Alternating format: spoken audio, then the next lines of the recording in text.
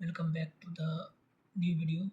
तो पिछले वीडियो में मैकेनिक्स में हम लोगों ने लास्ट क्वेश्चन देखा था।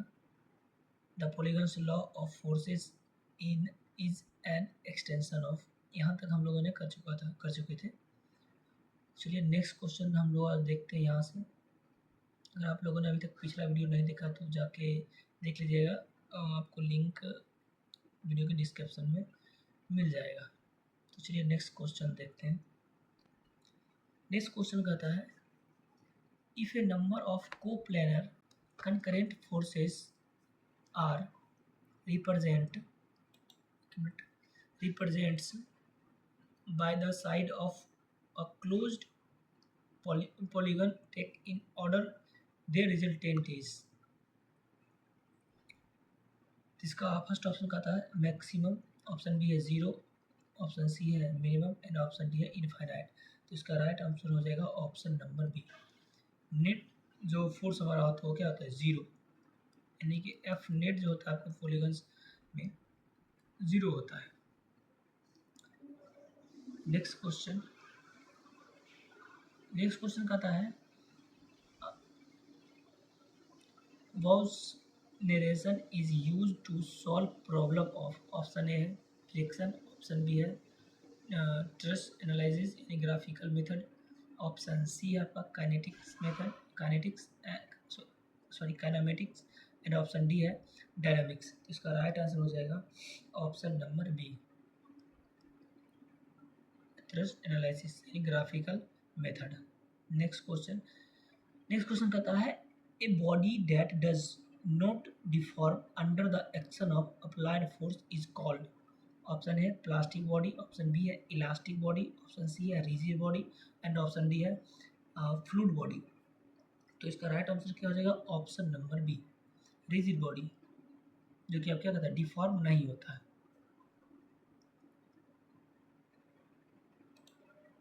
नेक्स्ट क्वेश्चन कहता है 1 kg force is approximate is equal to 1 Newton, 9.81 Newton, 100 Newton and 98.1 Newton। तो इसका राइट आंसर क्या हो जाएगा 9.81 न्यूटन। अब ये देखिए होता होगा कैसे, F इक्वल टू क्या होता है, सॉरी फोर्स यानी कि इसमें F इक्वल टू यहाँ से हम लेंगे वेट के टर्म में, फोर्स जो है किलो न्यूटन है। अब बोल रहा है किसके इक्वल होगा, force equal to W equal to क्या होता है एम जी। एम आपका वैल्यू आपको कितना दिया है 1 kg, मास कितना 1 kg आप लीजिएगा, एंड ग्रेविटी कितना होता है 9.81, ये कितना आ जाएगा 9.81 न्यूटन। इसका राइट आंसर क्या जाएगा option number B 9.81 newtons. Next question कहता है मोमेंट्स एंड कपल्स। अब आप जो आपको क्वेश्चन आ रहा हो किसे, मोमेंट एंड कपल से। क्वेश्चन कहता है the turning effect of a force about a point is known as. Option A आपका है इक्विलिब्रियम, ऑप्शन बी है फ्रिक्शन, ऑप्शन सी है मोमेंट एंड ऑप्शन डी है कपल। तो इसका राइट आंसर हो जाएगा option number C, moment. Next question कहता है the SI unit of moment of a force is.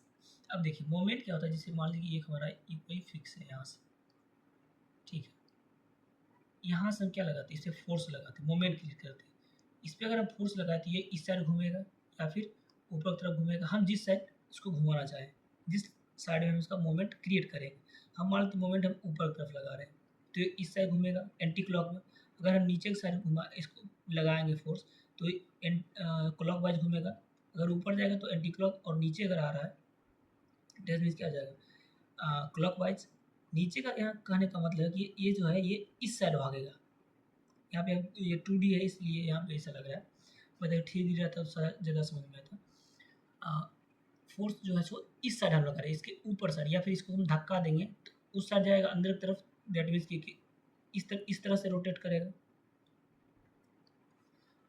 तो यहाँ पे क्या लग रहा है, फोर्स मोमेंट इक्वल टू होता है फोर्स इनटू ये जो परपेंडिकुलर डिस्टेंस हमारा होता है जहाँ से घूम रहा है इस पॉइंट से, यानी कि एक्सिस से, इस एक्सिस से जितना दूर में हम फोर्स लगाते हैं उसको बोलते हैं परपेंडिकुलर डिस्टेंस। ये परपेंडिकुलर डिस्टेंस कितना हो जाएगा, मान लीजिए परपेंडिकुलर कुछ भी डिस्टेंस है। अब फोर्स क्या होता है, न्यूटन। परपेंडिकुलर डिस्टेंस यानी कि डिस्टेंस से क्या हो जाएगा, मीटर। तो इसका राइट आंसर क्या हो जाएगा, न्यूटन मीटर। नेक्स्ट क्वेश्चन चलते हैं। नेक्स्ट क्वेश्चन कहता है Reynolds principle is known as the principle of, option है फोर्सेस, ऑप्शन बी है मोमेंट्स, ऑप्शन सी है इक्विलिब्रियम एंड ऑप्शन डी है ट्रांसमिसिबिलिटी। तो इसका राइट आंसर हो जाएगा option number B, moments. Next question चलते हैं। नेक्स्ट क्वेश्चन कहता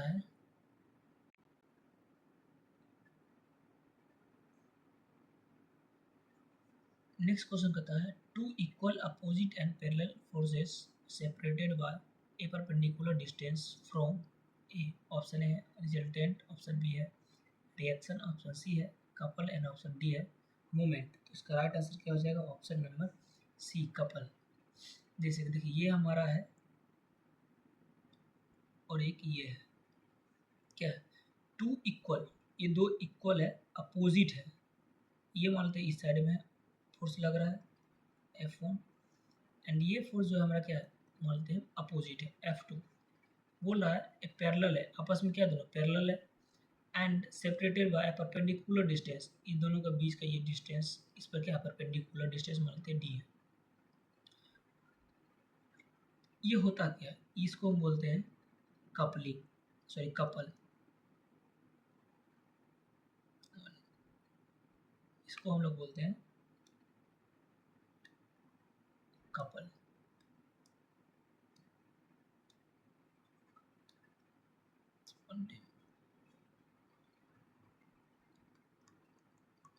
इसको हम लोग बोलते हैं कपल।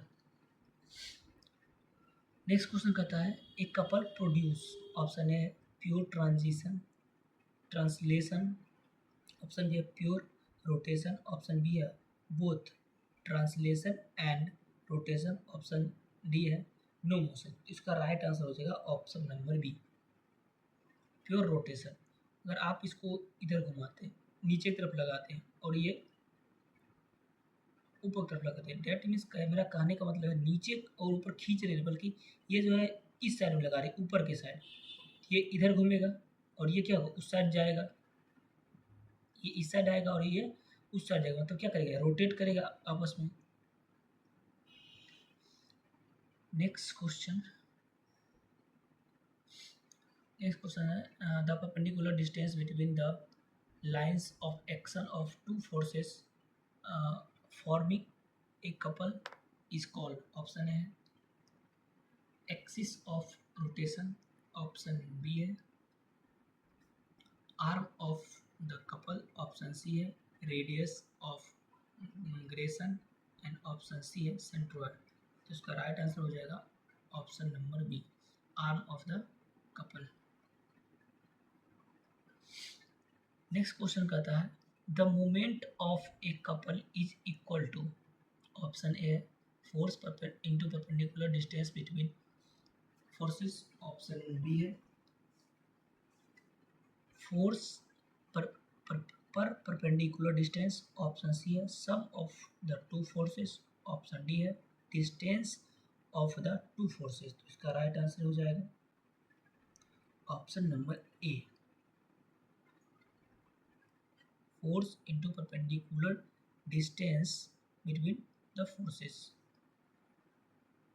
नेक्स्ट क्वेश्चन कहता है the algebraic sum of the moments of a system of coplanar forces about any point in their plane is equal to the moment of their resultant about the same point. This is, option A है आपका Lami's theorem, option B है d'Alembert principle, option C है Varignon's theorem, option D है Newton's law. तो इसका right answer हो जाएगा option number C, Varignon's theorem. Next question कहता है if the algebraic summation of moments of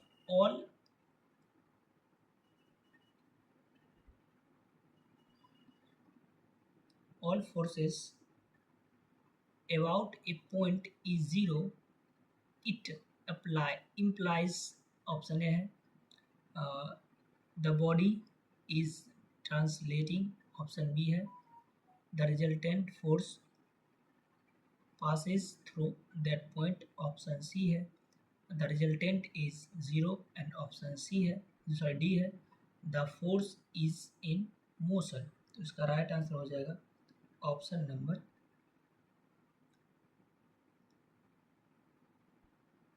B, the resultant force passes through that point।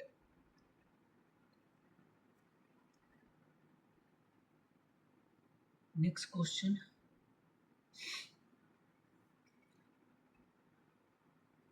कहता है a couple can only be balanced by, option A है a single force, option B है two parallel forces in the same direction, option C है an equal and opposite couple and option D है a concurrent force. तो इसका right answer हो जाएगा option number C, an equal and opposite couples.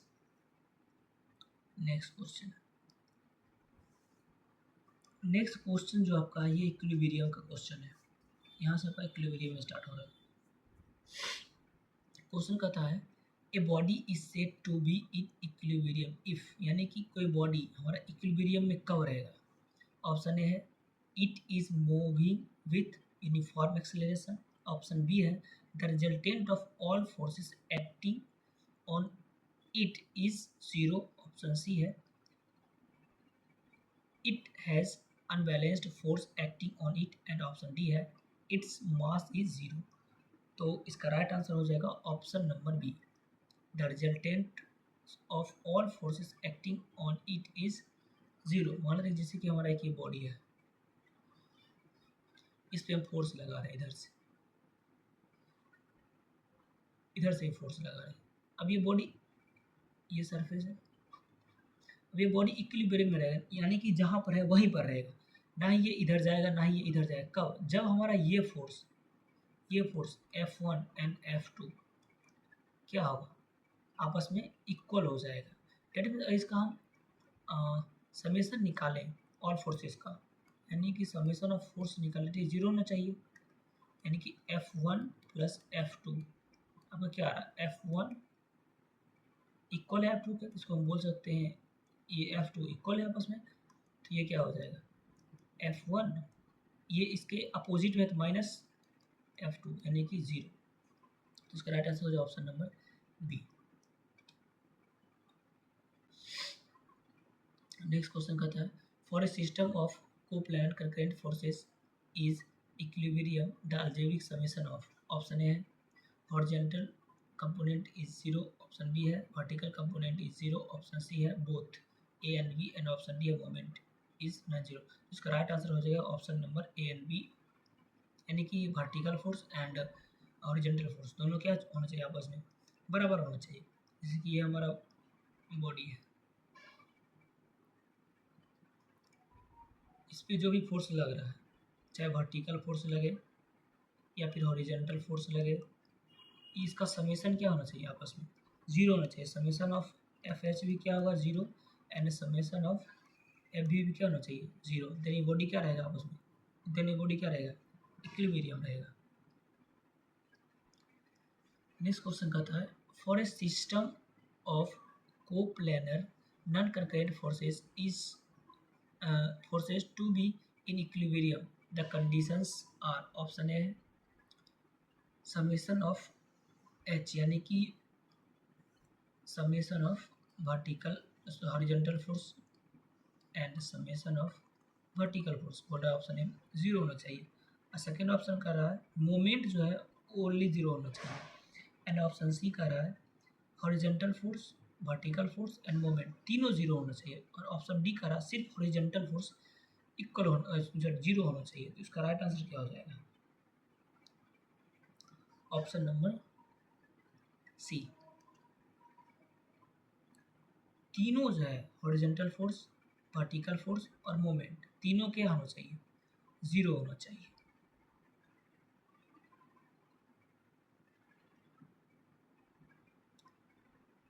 Next question चलते हैं।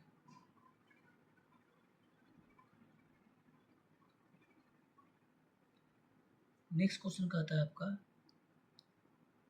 A roller support has how many unknown reaction component, यानी पूछ रहे हैं जो आपका रोलर सपोर्ट, मान लीजिए हमारा ये बीम है, इस पे हम रोलर सपोर्ट लगाए,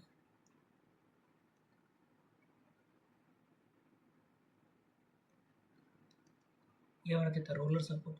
ये पूछ रहे हैं कितना तरह का फोर्स को क्या करता है? हैंडल कर सकता है, दैट मीन कौन कौन सा फोर्स को हैंडल कर सकता है।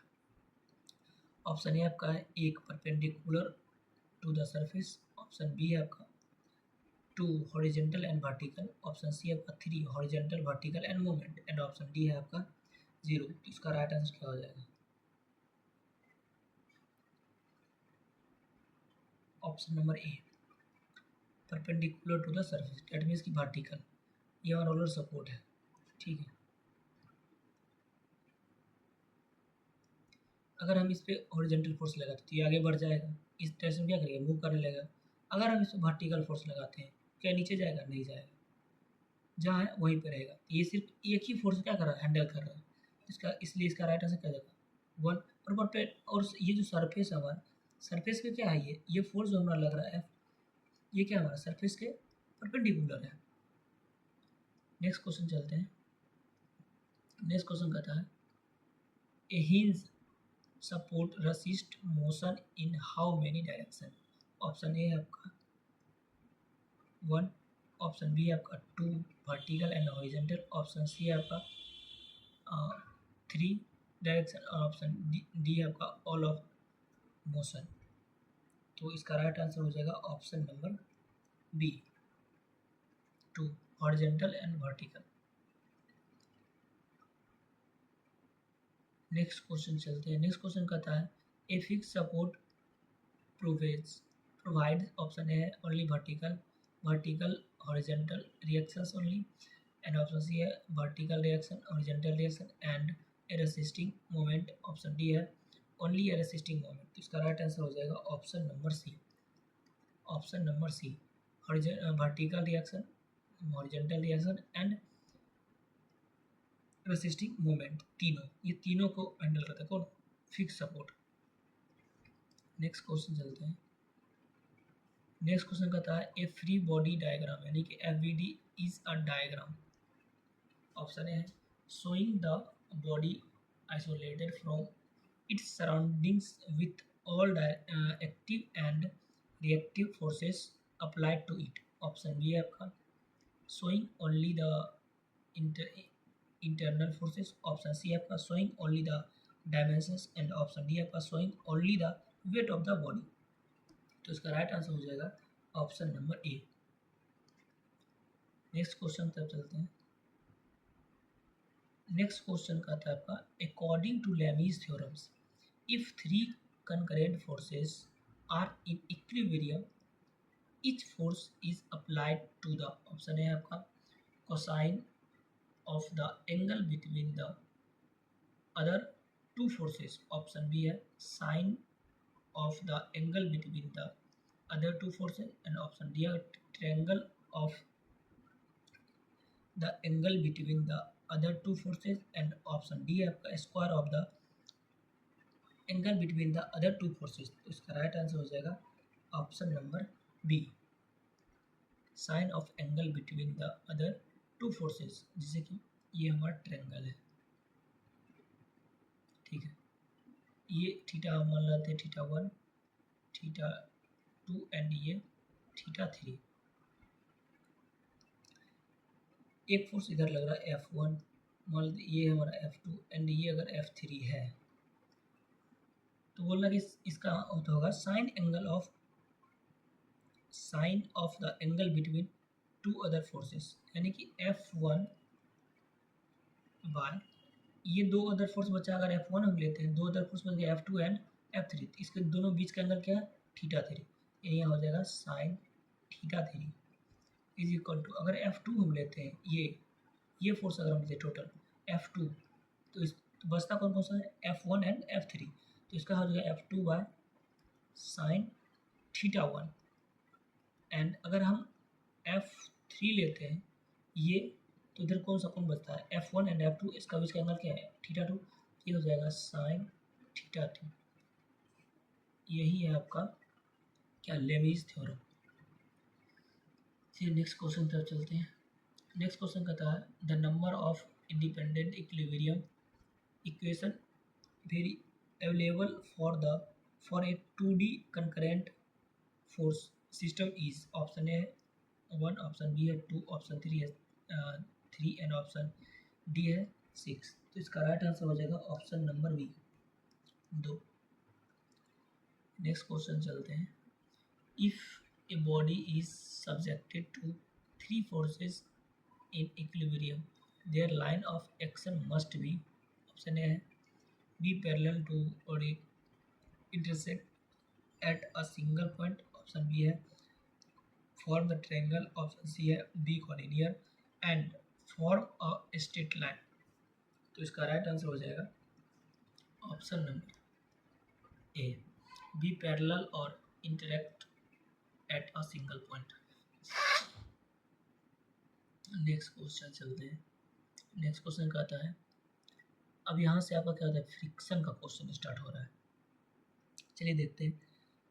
Friction force always act in a direction, friction force हमेशा क्या करता है, अप्लाइड फोर्स के अपोजिट डायरेक्शन में होता है। जैसे कि ये हमारा मानते सरफेस, रफ सरफेस, ठीक है, इस पर कोई हमारा बॉडी है, अगर हम अप्लाइड इधर कर रहे हैं फोर्स इस साइड में, तो फ्रिक्शन क्या होगा, इस साइड में जनरेट होगा। ये अप्लाइड है, ये एफ यानी कि एफ फ्रिक्शन फोर्स है। अगर आप इस डायरेक्शन में लगा रहे फोर्स, तो फोर्स, तो फ्रिक्शन जो होगा आप इसके अपोजिट डायरेक्शन में होगा। तो ऑप्शन है आपका same at the motion opposite to the direction of motion in और इम्पेंडिंग मोशन, ऑप्शन सी है परपेंडिकुलर एंड ऑप्शन डी है एट द 45। इसका राइट आंसर होगा option number B. Next question चलते हैं।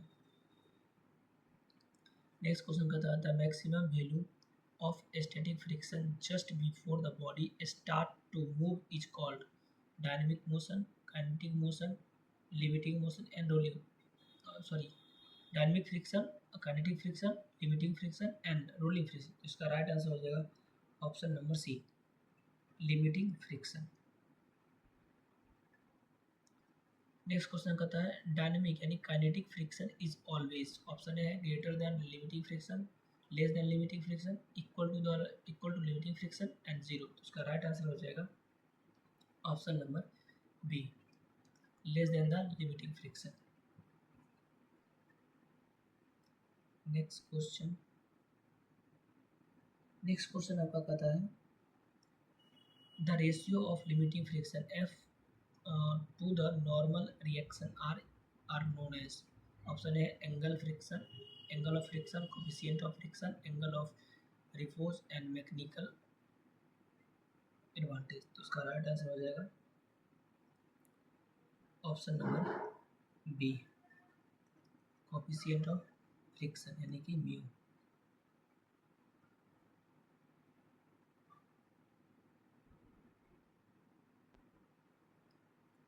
नेक्स्ट क्वेश्चन कहता है the coefficient of friction depends heavily on, option A area of contact, the shape of the surface, the nature of roughness of the surface in contact and option D the velocity of body। तो इसका right answer हो जाएगा option number be nature of and roughness of the surface of contact, यानी coefficient of friction है depend करता है कि हमारा जो सरफेस का रफनेस है, ये जो सरफेस है, ये सरफेस का नेचर कैसा है और रफनेस कैसा है, ज़्यादा रफनेस है या कम है, किस तरह का है, स्मूथर है, किस तरह का है, ये इस पर डिपेंड करता है। नेक्स्ट क्वेश्चन है the angle which the resultant of limiting friction and normal reaction makes with the normal reaction is called. Option A है angle of repose, option B angle of friction, angle of elevation and critical angle. तो इसका right answer क्या हो जाएगा? Option number B angle of friction. जैसे मान लो जिसकी हमारा एक बॉडी है, ये हमारा मान लेते एक कोई ऑब्जेक्ट है। अब बोला क्या कि लिमिटिंग फ्रिक्शन, ये आपका रिएक्शन फोर्स है, रिएक्शन फोर्स को मतलब नॉर्मल रिएक्शन, ये रिजल्टेंट है आपका, और ये मान लेते हैं हमारा एक कंपोनेंट उठेगा ऊपर, ये हमारा रिजल्टेंट फोर्स है। अगर रिजल्टेंट फोर्स मानते हैं एफ, अगर इसको हम कंपोनेंट में तोड़े, ये ऊपर तरफ जाएगा,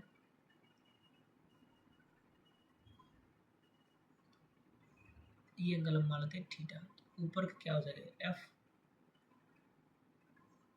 कॉस थीटा, और नीचे का हो जाएगा ये इस साइड में F sine theta.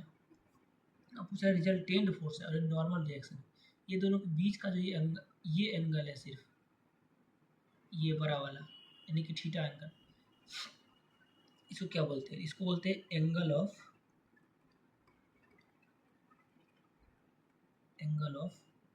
Friction, angle of friction. Next question, next question कहता है the relation between coefficient of friction mu and angle of friction phi. Coefficient of friction mu and angle of friction phi. हाँ, यहाँ पे जो हम angle of friction है इसको denote करते हैं फाई से, सॉरी फॉर दैट थीटा, हम अपोज सिर्फ वहाँ पे सपो कंसीडर किए थे थीटा, इसलिए वहाँ पे हम थीटा बोल रहे थे, बट एक्चुअल में हम उसको डिनोट करते हैं फाई से।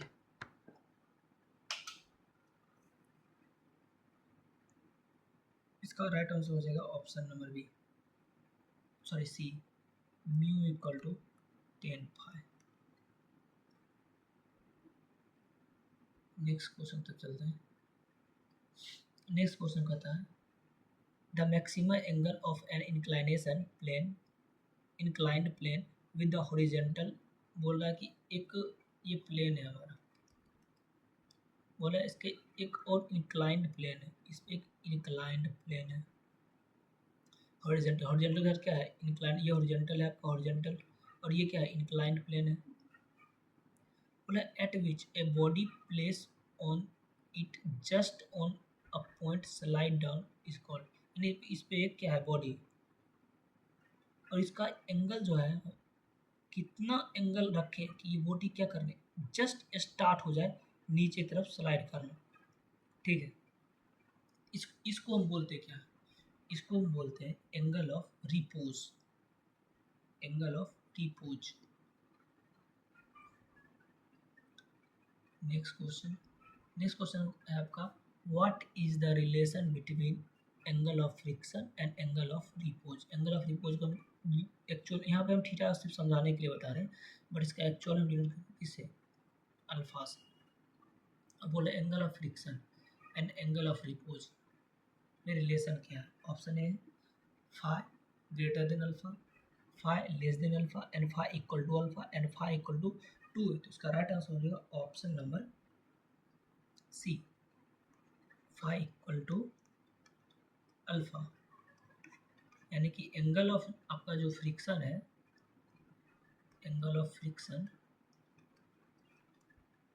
इक्वल होता है एंगल ऑफ रिपोज के। चलिए नेक्स्ट क्वेश्चन चलते हैं। नेक्स्ट क्वेश्चन कहता है the friction experienced by a body when it rolls over another body is called. Option है sliding friction, static friction, rolling friction, fluid fluid friction. इसका right answer क्या है? रोलिंग फ्रिक्शन क्या कर, रोल कर रहा है, घूमते हुए जा रहा है, नेक्स्ट क्वेश्चन का आपका rolling friction is generally, option है ग्रेटर देन स्लाइडिंग फ्रिक्शन, ये तो हो ही नहीं सकता। जो ये मान लेते हैं हमारा अगर ये सरफेस है, ये हमारा क्या बॉडी रोल घूमते हुए जा रहा है, यहाँ पे ऑब्वियसली यहाँ फ्रिक्शन क्या होगा, कम होगा।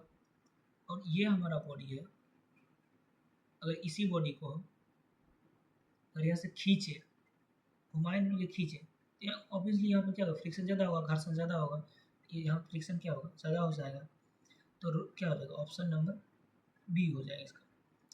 इक्वल सॉरी लेस देन क्या हो जाएगा, स्लाइडिंग फ्रिक्शन। नेक्स्ट क्वेश्चन आपका है the normal reaction of a body of mass m resisting on a horizontal plane is, option है m mass mg sin theta and mg cos theta. तो इसका right answer क्या हो जाएगा, option number B mg। ये हमारा plane है, यहाँ पर क्या बॉडी है, इसका वेट सॉरी इसका मास क्या है m। अब बोला रेसिस्टिंग फोर्स जो ये नीचे की तरफ ग्रेविटी फोर्स लगा रहा है, एक रेसिस्ट करने के लिए ऊपर तरफ फोर्स लगा रहा है, इसको बोलते हैं नॉर्मल रिएक्शन। नॉर्मल रिएक्शन में क्या होगा, ये जो नीचे की तरफ ग्रेविटी लगाता है यानी कि इसका जो वेट है, ये नॉर्मल रिएक्शन क्या होगा, आपस में इक्वल होगा। तो हम बोल सकते हैं डब्ल्यू इक्वल टू, अगर हम एन बोल सकते हैं नॉर्मल रिएक्शन, तो डब्ल्यू इक्वल टू क्या होता है एम जी, इसका क्या हो जाएगा एम जी। तो आज के लिए इतना ही रहने देते हैं, नेक्स्ट काफ़ी ज़्यादा हो चुका है एंड नेक्स्ट क्वेश्चन हम आगे करेंगे। टोटल 100 क्वेश्चन है, तो ये आपका दूसरा वीडियो था। नेक्स्ट क्वेश्चन हम नेक्स्ट वीडियो में करेंगे। अगर आपने अभी तक चैनल को सब्सक्राइब नहीं किया तो चैनल को सब्सक्राइब कर लें एंड लाइक कर दें, हो सके तो वीडियो को शेयर भी कर दें। तो मिलते हैं नेक्स्ट वीडियो में।